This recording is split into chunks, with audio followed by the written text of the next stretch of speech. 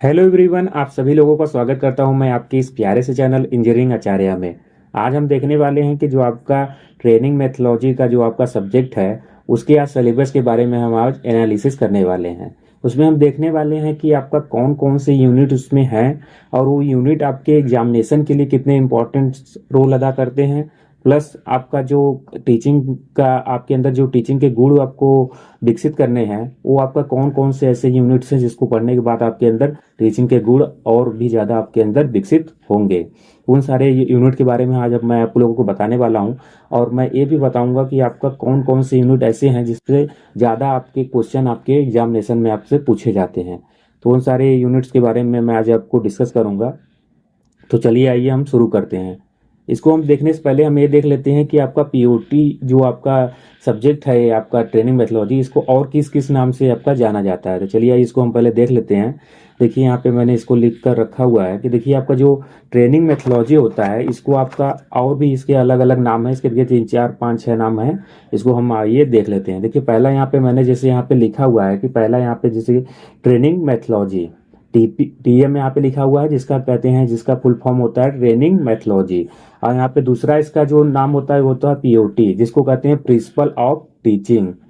इसका जो दूसरा नाम है वो आपका पीओटी है, जिसको फुल फॉर्म होता है प्रिंसिपल ऑफ टीचिंग। ऐसे ही आपका तीसरा जो है यहाँ पे इसका नाम उसको टीटी कहते हैं, जिसको कहते हैं कि वो इसका फुल फॉर्म होता है टीचिंग टेक्निक, किसको कहते हैं। अब वैसे ही आपका टीआईपी होता है, जिसको कहता है ट्रेनिंग इन पेडागोजी कहते हैं। और एक इसका नाम होता है एमओआई, जिसको कहते हैं मेथड ऑफ इंस्ट्रक्शन। तो ये इसके 5 नाम होते हैं एक पीओटी के। जो इसको इसको आप पीओटी कह सकते हैं, इसको आप ट्रेनिंग मेथोलॉजी भी कह सकते हैं, या इसको आप टीटी कहिए या टीआईपी कहिए या फिर एमओआई कहिए। सारे नाम एक सेम ही है। आपका ट्रेनिंग मेथोलॉजी को ही इन सारे नामों से आपका जाना जाता है। तो ये आप जान गए होंगे कि आपका ट्रेनिंग मेथोलॉजी के अन्य और कौन कौन से नाम से इनको इसको जाना जाता है, इसके बारे में आप समझ चुके होंगे। तो चलिए आइए इसके सिलेबस को हम अच्छे तरीके से जान लेते हैं कि क्या क्या इसके सिलेबस में हमें पढ़ना है। चलिए ये दिखा देता हूँ मैं आपको ये सारी चीज़ें। देखिए यहाँ पे पहला यूनिट ही आपको यहाँ पे दिया हुआ है। यहाँ पर आप देखें तो यहाँ पे आपको पहला यूनिट आपको दिया हुआ है कि roles and responsibility of a instructor. मतलब यहाँ पे आपको देखिए जो जो पढ़ना है, मैं इसके मोटी मोटा आपको इसमें बता दे रहा हूँ कि इन सारी यूनिट्स में आपको क्या क्या चीज़ें पढ़नी है। तो जैसे ही आपका roles and responsibility of a instructor यहाँ पे दिया हुआ है, इसमें आपको क्या पढ़ना है। इसमें आपको पढ़ना है कि क्या इंस्ट्रक्टर के क्या रोल्स होते हैं। बताइए, इंस्ट्रक्टर के विभिन्न प्रकार के रोल होते हैं, जैसे एज ए मैनेजर होता है, एज ए स्टूडेंट होता है, एज ए ऑर्गेनाइजर होता है। तो ये सारे उसके कुछ रोल्स हैं जिसमें वो अलग अलग वो कार्य करता है। जैसे एज ए मैनेजर हो गया तो उसमें आपका जो टूल उपकरण आपके जो खरीदे जाते हैं आपके कॉलेज के तौर पे, जो आपका टीचर रहेगा वो आपको पढ़ाएगा, तो उसमें जो भी आपका प्रैक्टिकल भी वो कराएगा तो आपको वहाँ पे जो स्किल आपको सिखाएगा उसमें कुछ आपका टूल इक्विपमेंट भी चाहिए। तो वो सारे टूल इक्विपमेंट है कि नहीं है, प्रॉपर तरीके से वो कार्य कर रहे हैं कि नहीं कर रहे हैं, और कुछ मंगाना है अगर टूल इक्विपमेंट तो उसको आपका वो आपका लिख कर आपको देगा वहाँ पे आपके प्रिंसिपल सर को, तो वो आपका उसको मंगाएंगे। तो ये आपका तरीका एक होता है जिसका ये जो कार्य वो कर रहा होता है टीचर आपका, वो आप उसके एज ए मैनेजर के रूप में उसका वो कार्य होता है। और जो आपका एज ए स्टूडेंट है उसका जो कार्य होता है वो आपका जैसे कि उस एज ए स्टूडेंट के रूप में उसका जो कार्य होता है वो आपका लगातार, जैसे एक जो स्टूडेंट होता है वो लगातार नई चीज़ों को सीखता रहता है, वैसे ही वो भी नए चीज़ों को सीखने के लिए उसको उत्साहित रहना चाहिए, उसको सीखते रहना चाहिए। ऐसे सारी चीज़ें उसके कुछ रोल्स होते हैं, जिसमें मैंने आपको बताया कि एज ए मैनेजर उसका क्या रोल है, एज ए स्टूडेंट उसका क्या रोल है, और भी उसके सारे बहुत सारे रोल्स होते हैं। ऐसे ही उसके रिस्पॉन्सिबिलिटी भी कुछ होती हैं, जैसे कि उसके सोसाइटी के प्रति कुछ रिस्पॉन्सिबिलिटी होती है, पेरेंट्स के प्रति कुछ रिस्पॉन्सिबिलिटी होती है, इंडस्ट्री के प्रति उसका कुछ रिस्पॉन्सिबिलिटी होता है, स्टूडेंट के प्रति भी उसका रिस्पॉन्सिबिलिटी होता है। तो ये सारी चीज़ों के बारे में आप पढ़ रहे होंगे, और इसमें ये भी देख रहे होंगे आपकी कैसा आपका जो जो होगा कि आपके जो डीजीटी के द्वारा जो स्किल आप चलाए जा रहे हैं उस सारे स्किल्स के बारे में भी आप यहाँ पे पढ़ रहे होंगे। और बहुत सारे इसमें फुल फॉर्म्स भी आप पढ़ रहे होंगे, जैसे सीआईटीएस का फुल फॉर्म क्या होता है, सीटीएस का क्या होता है, एटीआई का क्या फुल फॉर्म होता है, ये कब लागू हुआ था, कब ये आया था, ये सारी चीज़ें इंडस्ट्री कब बनी थी, ये सारी चीज़ें यहाँ पे आप पढ़ रहे होंगे। और यहाँ पे दूसरा जो आपका यूनिट यहाँ पे दिया हुआ है, इसको हम चलिए देख लेते हैं। पहला यूनिट तो मैंने आपको बता दिया कि इसमें आप क्या क्या चीज़ें पढ़ रहे होंगे। इसमें बेसिकली आप यही पढ़ रहे होंगे कि एक इंस्ट्रक्टर जो होगा उसके क्या क्या गुण होंगे, वो अच्छा कैसे इंस्ट्रक्टर, क्या उसके क्या क्या गुण रहेंगे कि उसको आप कहोगे कि एक अच्छा इंस्ट्रक्टर है वो, और उसकी क्या रिस्पॉन्सिबिलिटी रहेगी, उसके क्या रोल रहेंगे, और फिर जो आपने डीजीटी ने वहाँ पे जो जो स्किल आपका चलाया हुआ है उसके बारे में आप पढ़ रहे होंगे, और कुछ फुल फॉर्म्स भी इसमें आप देख रहे होंगे पहले यूनिट्स में। और दूसरा जो आपका यूनिट्स है ये बहुत ज़्यादा इंपॉर्टेंट तो आपका रहेगा। पहला यूनिट जो बहुत ज़्यादा इंपॉर्टेंट है क्योंकि इसमें आप बात कर रहे हैं कि आपका एक इंस्ट्रक्टर कैसा होना चाहिए। और दूसरा आपका जो यूनिट है ये तो भैया बहुत ज़्यादा इंपॉर्टेंट है आपके टीचिंग कैरियर के लिए। जैसे कि यहाँ पे देखिए जो दूसरा यूनिट है इस पे दिया गया है कि साइकोलॉजी ऑफ लर्निंग, मतलब कि लर्निंग का मनोविज्ञान क्या है, इसके बारे में आपको यहाँ पे जानना पड़ेगा। तो यहाँ पे आप बहुत सारे आपके साइकोलॉजिस्ट हैं जो आपका यहाँ पे सिद्धांत अपने दिए हुए हैं, उनके बारे में आप यहाँ पे पढ़ रहे होंगे। जैसे कि आपका ईएल थुंडईक जी हैं, पाल्वो जी हैं, और फिर कोहलर जी भी हैं। कोहलर, ये सारे लोगों ने अपना सिद्धांत यहाँ पे दिया हुआ है टीचिंग से रिलेटेड, तो वो सारी चीज़ें आप यहाँ पे पढ़ रहे होंगे। जैसे ईएल थुंडईक जी ने बहुत सारे इसमें लर्निंग के लॉ दिए हुए हैं, वो सारे लॉ को आप यहाँ पे पढ़ेंगे। जैसे कि इन्होंने एक लॉ दिया हुआ है कि लॉ ऑफ रेडीनेस का लॉ दिया हुआ है, law of purpose, law of exercise, ऐसे ही कर और भी इन्होंने लॉ दिए हुए हैं ईएल थुंडईक जी ने। और भी आप इसमें इस पढ़ रहे होंगे कि एजुकेशनल साइकोलॉजी होता क्या है, इसमें कौन कौन से आपके सिद्धांत इसमें लागू होंगे, थ्योरी ऑफ लर्निंग क्या होता है, थ्योरी ऑफ कह सकते हैं कि लॉ ऑफ लर्निंग या थ्योरी ऑफ लर्निंग कौन कौन से होंगे, उसमें बहुत सारे आपके साइकोलॉजिस्ट होंगे, उनके उनके इस द्वारा दिए गए सिद्धांतों के बारे में आप पढ़ रहे होंगे। इसमें बेसिकली आप ये जान पा रहे होंगे कि आपको कैसे पढ़ाना है, कौन कौन से तरीकों से आप पढ़ाएंगे तो बहुत ज़्यादा अच्छे तरीके से स्टूडेंट और चीज़ें समझ पाएंगे, सीख पाएंगे, आसानी से चीज़ें वो समझ पाएंगे। स्टूडेंट का मनोविज्ञान कैसे कार्य कर रहा है, उसका मस्तिष्क में कैसे चीज़ों को अच्छे तरीके से आप उसमें फिट कर सकते हैं, ये सारी चीज़ें आप यहाँ पे पढ़ रहे होंगे। इसमें आप जान पा रहे होंगे कि किस तरीके से हम पढ़ाएं कि बच्चों को ज़्यादा अच्छे तरीके से समझ में आए, किस तरीके से लोग ज़्यादा अच्छे तरीके से सीखते हैं, ये सारी चीज़ें आप यहाँ पे सीख रहे होंगे। यहाँ पे आप देख रहे होंगे कि लर्निंग थ्रू द सेंसेस भी आप इसमें देखेंगे। जैसे कि यहाँ पे कि किस किस सेंसेस से हम ज़्यादा सीखते हैं, मतलब कि हम बोलने देखने से ज़्यादा सीखते हैं, या फिर हम वहाँ पे सुनने से ज़्यादा सीखते हैं, स्मेल करने से, या फिर टच करने से।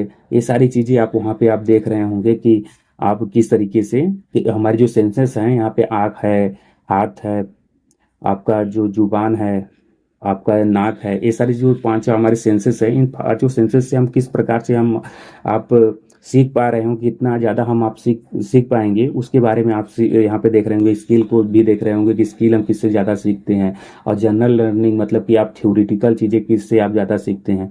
तो ये सारी चीज़ आपको भी पता है भैया, अगर हम करके सीखेंगे तो करना आपका स्किल में आता है, तो स्किल आपका हाथ से रिलेटेड है। अगर हाथ अगर ज़्यादा वहाँ पे चलेगा, अगर आप करके उसको सीखेंगे, मतलब टच करके उसको सीखेंगे, तो आपका स्किल ज़्यादा सीख पाएंगे। लेकिन नॉलेज जो होगा वो नॉलेज आपका थ्योरेटिकल होता है, मतलब उसको आप अगर देख के वहाँ पे ज़्यादा सीख पाएंगे। लेकिन आपका अगर स्किल रहेगा तो स्किल को आपका कर कर ज़्यादा सीखेंगे, तो आपका टच में ज़्यादा आपका सीखने को मिलेगा। और अगर नॉलेज है आपका, अगर थ्योरेटिकल नॉलेज है तो वो आपका कैसे, वो आपका देख कर वहाँ पे आप ज़्यादा आप सीख पा रहे होंगे। तो ऐसे ही उसको बांटा गया है, उसके बारे में भी आप यहाँ पे डिटेल में पढ़ेंगे। यहाँ पे बेसिकली आप यही पढ़ेंगे कि आप किस प्रकार से आप टीचिंग को और बेहतर आप बना सकते हैं, स्टूडेंट और आसानी से चीज़ों को सीख पाएंगे, उस सारी चीज़ों के बारे में आप यहाँ पे पढ़ रहे होंगे। चलिए अगले हम यूनिट के बारे में देख लेते हैं कि अगले यूनिट में आप क्या पढ़ रहे होंगे। तो अगला यूनिट आप यहाँ पे आपको दिया हुआ है कि कह रहा है कि analysis of syllabus and course construction, मतलब कि एनालिसिस आप कर रहे होंगे कि सिलेबस का, कि सिलेबस में क्या है, कैसी चीज़ें हैं। अब कोर्स कंस्ट्रक्शन मतलब कि आपको कोर्स बनाना आपको सिखाया जाएगा, क्योंकि किसी भी अगर आपका ट्रेड है उसके लिए कोर्स आप कैसे डिजाइन करेंगे, ये सारी चीज़ें आपको यहाँ पे सिखाई जाएंगी।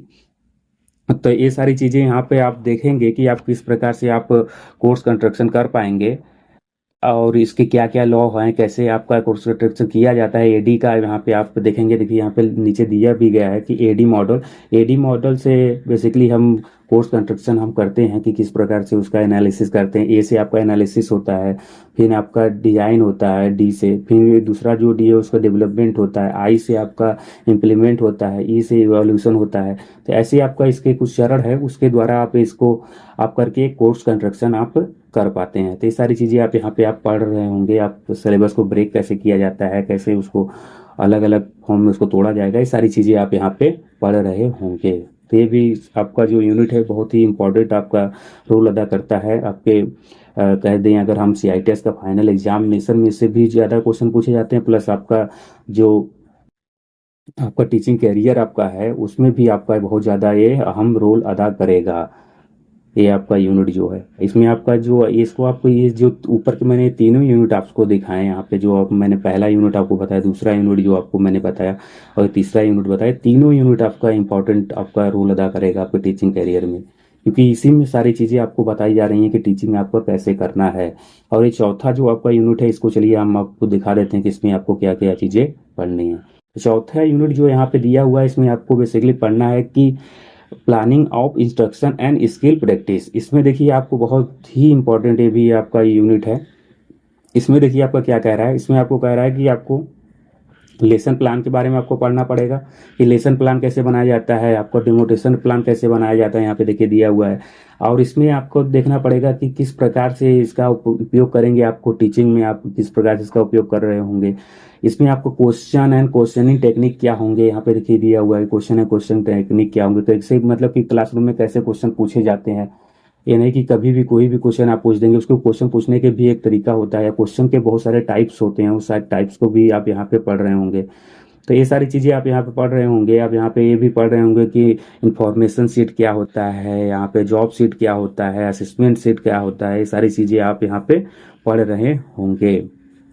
और यहाँ पे आप ये भी पढ़ रहे होंगे कि लेसन प्लान कैसे बनाया जाएगा, उसके जैसे 4 स्टेप मेथड होते हैं। पहला होता है कि जैसे कि प्रिपरेशन, फिर प्रेजेंटेशन, फिर एप्लीकेशन, फिर टेस्ट, ये 4 स्टेप में आपका लेसन प्लान आपके बनाए जाते हैं। पहला होता है आपका प्रिपरेशन किया जाता है, फिर उसका आपका उसमें होता है प्रेजेंटेशन, फिर होता है एप्लीकेशन, फिर होता है टेस्ट। ये 4 स्टेप को फॉलो करके आपका लेसन प्लान आपके तैयार किए जाते हैं।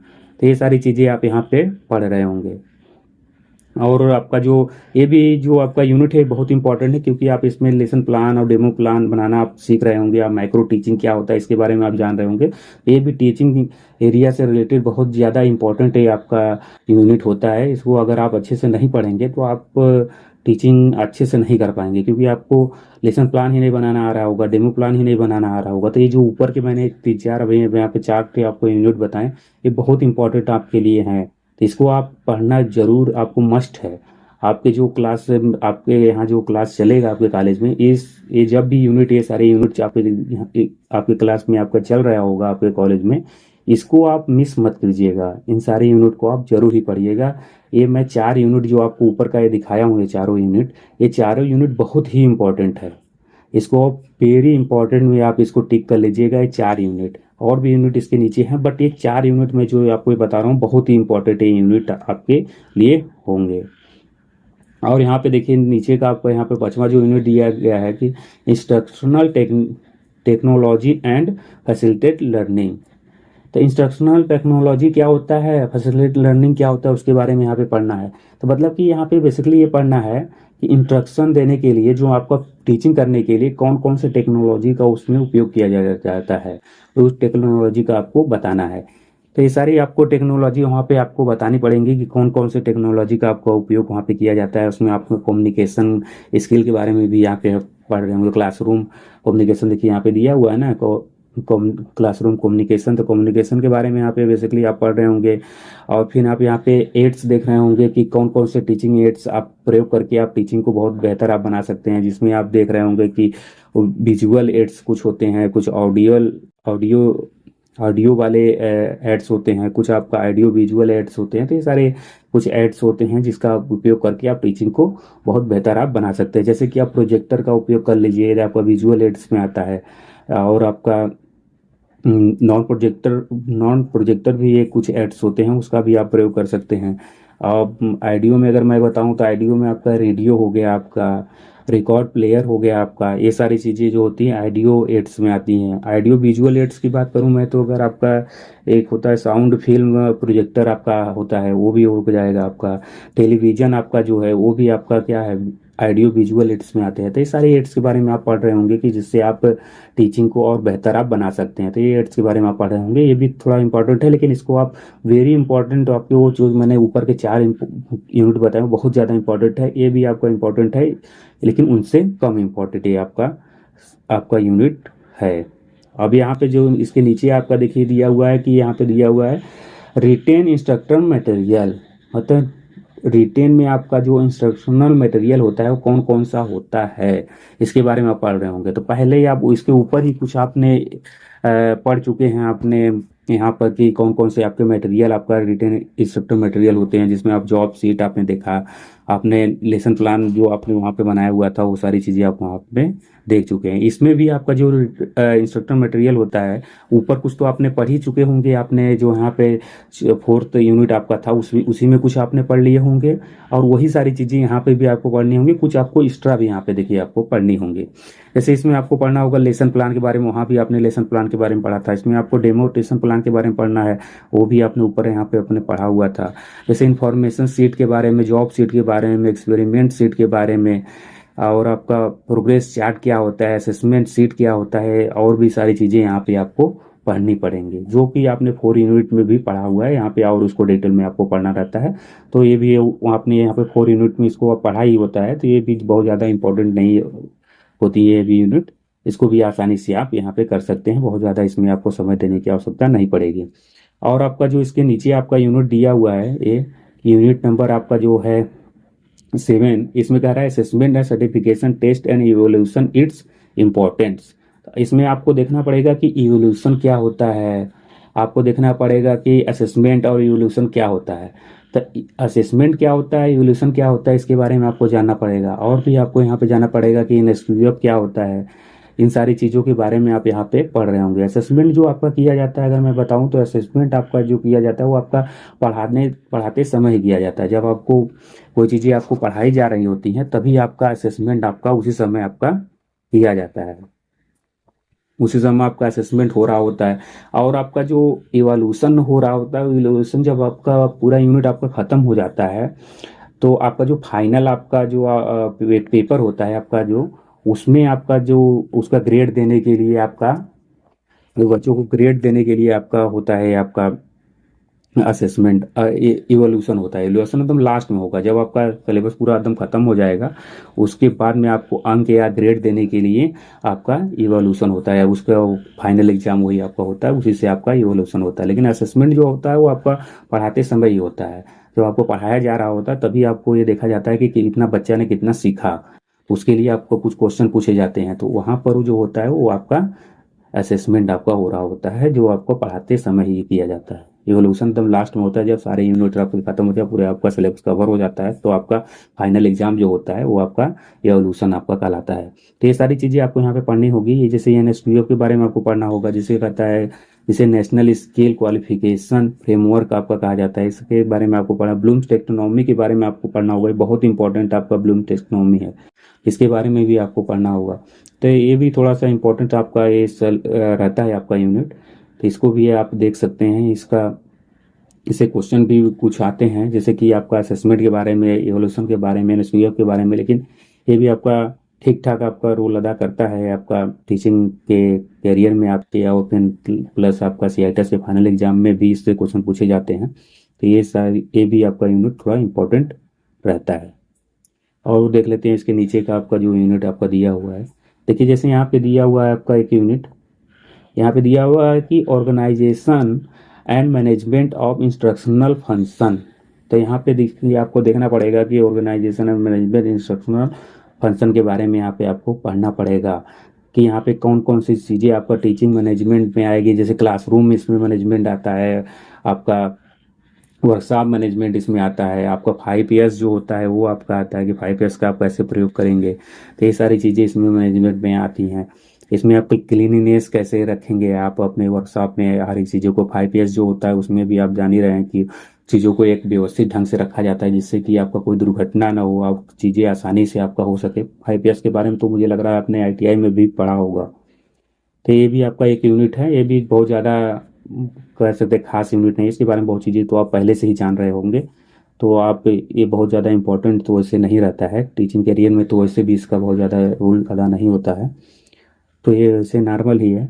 बाकी आपका जो मैंने ऊपर के वो 4 यूनिट बताया वो तो आपके बहुत ही इंपॉर्टेंट यूनिट है, मैं बार बार उसको बोल रहा हूँ इसीलिए क्योंकि वो बहुत ही इंपॉर्टेंट है आपके टीचिंग कैरियर, प्लस आपका जो CITES फाइनल एग्जाम होगा उसमें भी उससे बहुत ज़्यादा क्वेश्चन आपके पूछे जाएंगे। इसलिए मैं कह रहा हूँ कि वो आपका 4 यूनिट आपने बहुत अच्छे से आपको पढ़ना है उसको, जब भी आपका कॉलेज में वो यूनिट आपका चल रहा हो तो आपको क्लास मिस नहीं करना है, याद रखिएगा। और बाकी मैं भी यहाँ पे यूट्यूब चैनल पे अपनी वो सारी चीज़ें मैं पढ़ाऊँगा ही, आपका POT का क्लासेस मैं यहाँ पे डालूंगा, वहाँ से भी आप देख लीजिएगा ये सारी यूनिट को, मैं सारे यूनिट यहाँ पे लेकिन पढ़ाऊंगा वो यूनिट। लेकिन मैं कह रहा हूँ वो 4 यूनिट तो अपने आप से भी आप जरूर पढ़िएगा, बुक आप लेकर उसको भी आप पढ़िएगा, प्लस आपके क्लास में जब भी वो आपका यूनिट चल रहा हो तो उस समय आप बंक मत मारिएगा, ये मैं पहले ही आपको सजेशन दे दे रहा हूँ। अब यहाँ पे देखिए जैसे कि अगला यहाँ पे यूनिट है, मैं उसके बारे में आपको बता दे रहा हूँ। जैसे जैसे कह रहा है कि यहाँ पे काउंसलिंग एंड मेंटरिंग यहाँ पे आपको दिया हुआ है एक यूनिट। तो काउंसलिंग एंड मेंटरिंग क्या होता है, तो काउंसलिंग क्या होता है उसको पहले आपको देखना पड़ेगा, मेंटरिंग क्या होता है उसको आपको देखना पड़ेगा। तो काउंसलिंग जो खुद जो होता है वो आपका होता है कि आपका पर्सनल, अगर आपका कोई, अगर आपको व्यक्तिगत अगर कोई समस्या है जैसे मानसिक तनाव है, चिंता है, उसको दूर करने के लिए आपको काउंसलिंग किया जाता है, जो कि आपका एक मनोवैज्ञानिक आपके करता है जो कि। लेकिन मेंटोरिंग जो होता है वो आपका कोई आपको स्किल आपको इम्प्रूव करना है या फिर आपको अपने करियर में आपको आगे बढ़ना है, तो उसके लिए उस फील्ड का जो स्पेशलिस्ट होगा, जो पेशेवर होगा, वो आपको सलाह देगा, तो वो आपका मेंटोर कहलाता है। जैसे कि क्रिकेट में देखेंगे वहाँ पे मेंटोर होते हैं जो आपका उस फील्ड के एकदम जो अच्छे खिलाड़ी होते हैं वो आपका देखेंगे वहाँ पे मेंटोर के रूप में वो कार्य करते हैं, उसमें सलाह देते हैं कि आपको ऐसे यहाँ पे स्टेप लेना है, ऐसे आपको ये करना है, वो सारी चीज़ें वहाँ पे कर रहे हैं। काउंसलर जो होता है वो आपके पर्सनल आपके दुख समस्याओं के लिए होता है, जैसे कि आप कोई मानसिक पीड़ा से आप ग्रसित हैं तो उसके लिए आप काउंसलर के पास जाते हैं जो कि एक मनोवैज्ञानिक होता है, जो आपका के बारे में आपको जानता है कि कैसा क्या दिक्कत है, उसके आपका इलाज करता है वो। तो ये सारी चीज़ें आप यहाँ पे देख रहे होंगे, बहुत छोटा यूनिट्स है, आराम से आप इसको कर सकते हैं, बहुत ज़्यादा इसमें चीज़ें नहीं हैं। तो यहाँ पे अगला जो यूनिट्स है उसके बारे में देख लेते हैं। जैसे आपका 10 यूनिट जो कह रहा है कि इंटरप्रेन्योरशिप डेवलपमेंट। इंटरप्रेन्योरशिप डेवलपमेंट तो ये आपने ITI में पढ़ा होगा, आप अगर डिप्लोमा में है तो इसके बारे में बहुत अच्छे से आपने पढ़ा होगा, तो वो सारी चीज़ें हैं, तो इसके बारे में तो आप पहले से भी जान रहे होंगे, तो ये बहुत ज़्यादा आपका इंपॉर्टेंट तो वैसे कह नहीं सकते कि इसके बारे में तो आप सभी लोग पहले से ही जान रहे हो, तो इसमें क्या ही पढ़ने रह जाएगा यहाँ पे। तो इन सारी यूनिट के बारे में भी आप यहाँ पे पढ़ सकते हैं।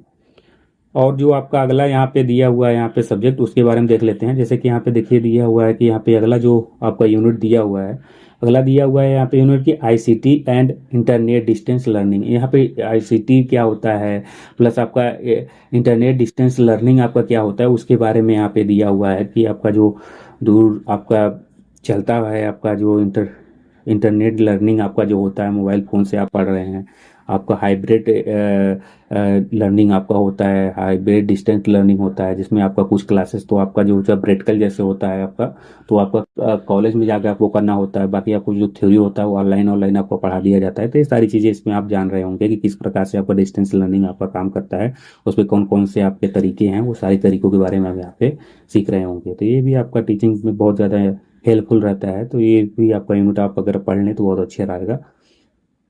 और आपका जो यहाँ पे नीचे आपका यूनिट दिया हुआ है आपका, देखिए ये आपको दिया हुआ है क्योंकि इंटरनेट ANSQF एंड QP क्या होता है, मतलब ANSQF के बारे में आपको जानना है, QP के बारे में आपको जानना है। तो यहाँ पे आपको देखना जो है कि NSQF आपका होता क्या है, तो NSQF आपका होता है नेशनल स्किल क्वालिफिकेशन फ्रेमवर्क आपको होता है, और QP जो होता है वो आपका होता है क्वालिफिकेशन पैक होता है। तो आपको NSQF मतलब कि स्टैंडर्डाइज करने के काम में आता है। जैसे कि कोई आपका मार्कशीट है, मार्कशीट देखोगे NSQF की तरफ से एनएसक्यूएफ उसको क्या कहते हैं, स्टैंडर्डाइज करता है उसको, मतलब अलग अलग उसके लेवल में बांटता है, लेवल 5, लेवल 6, लेवल 8, ऐसे आपका मार्कशीट आपके बटे होते हैं।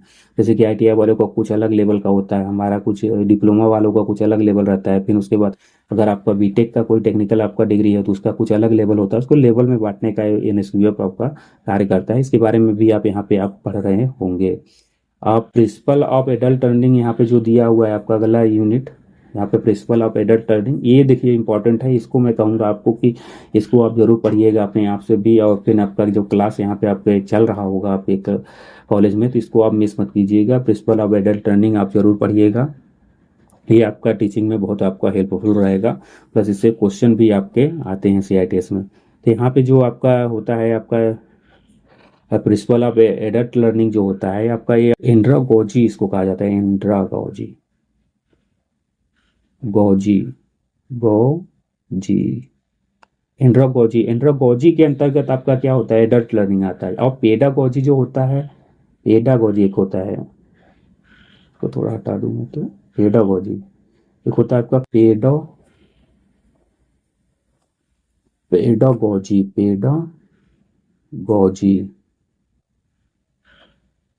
एक होता है आपका पेडागोजी। पेडागोजी जो आपका होता है वो आपका बच्चों के लिए होता है, छोटे बच्चे जो आपको पढ़ते हैं उनके लिए होता है। एडल्ट लर्निंग जो होता है उसको कहा जाता है एडागोजी। एडागोजी के अंतर्गत आपका एडल्ट लर्निंग आता है, पेडागोजी के अंतर्गत आपका बच्चों का, छोटे बच्चों का यहाँ पर जो लर्निंग होता है उसको लिया जाता है। तो ये आपका रहा, इसमें आपका पढ़ना पड़ेगा आपको, ये आपका प्रिंसिपल ऑफ एडल्ट लर्निंग आप जरूर पढ़िएगा। इसमें बहुत छोटा यूनिट है बट इसमें बहुत आपको चीज़ें जानने को आपको मिलेंगी, तो आपको टीचिंग करियर में भी बहुत ज़्यादा हेल्पफुल रहेगा। और आपका जो लास्ट यूनिट यहाँ पे देखिए दिया हुआ है प्रिपरेशन, आपको दिया prepare for continuing professional development. मतलब कि यहाँ पे आपको दिया हुआ है कि आपका किस प्रकार से आप यहाँ पे importance continue learning and professional development आप किस प्रकार से आप कर रहे होंगे, इसके बारे में आपको दिया हुआ है कि स्किल आप कौन से आपको आप सीख रहे होंगे प्रोफेशनल जो आपके होंगे। तो वो सारी चीज़ें यहाँ पे दी होंगी कि आपका जो पुराना आपका जो आपका स्किल होगा, जो आपको नए आपके स्किल होंगे वो किस प्रकार से होंगे, आपके नए आपके जो आगे चलकर जो स्किल बहुत ज़्यादा हेल्पफुल रहेंगे, उस सारी स्किल के बारे में आप यहाँ पे आप पढ़ रहे होंगे। तो ये सारे आपके जो रहे हैं आपके यूनिट, मैं सारे यूनिट आपको यहाँ पे बता दिए जो कि आपको यहाँ पे पढ़ने हैं। ये सारे यूनिट्स आप में दिए होंगे, ये सारे यूनिट्स आप पढ़ सकते हैं, जिसमें से आपको मैंने बता ही दिया पहले ही ऊपर ही कि जो आपका पहला यूनिट होगा, ये पहला यूनिट, और इसका यहाँ दूसरा यूनिट, यहाँ का तीसरा और चौथा, ये बहुत ज़्यादा इंपॉर्टेंट आपके यूनिट्स हैं। इस यूनिट को आप जरूर पढ़िएगा, अपने आप से भी पढ़िएगा किताब लेकर। किताब तो वैसे समझ में पहले नहीं आता है, लेकिन जब आप कहीं से पढ़ लेंगे तो उसके बाद आप किताब पढ़ेंगे तो आपको आसानी से चीज़ें आपको समझ में आएंगी। तो आपको अपने आप से भी इस किताब को जरूर पढ़ना है। इस सारे जो यहाँ पे 4 यूनिट्स है इसको तो जरूर पढ़िएगा।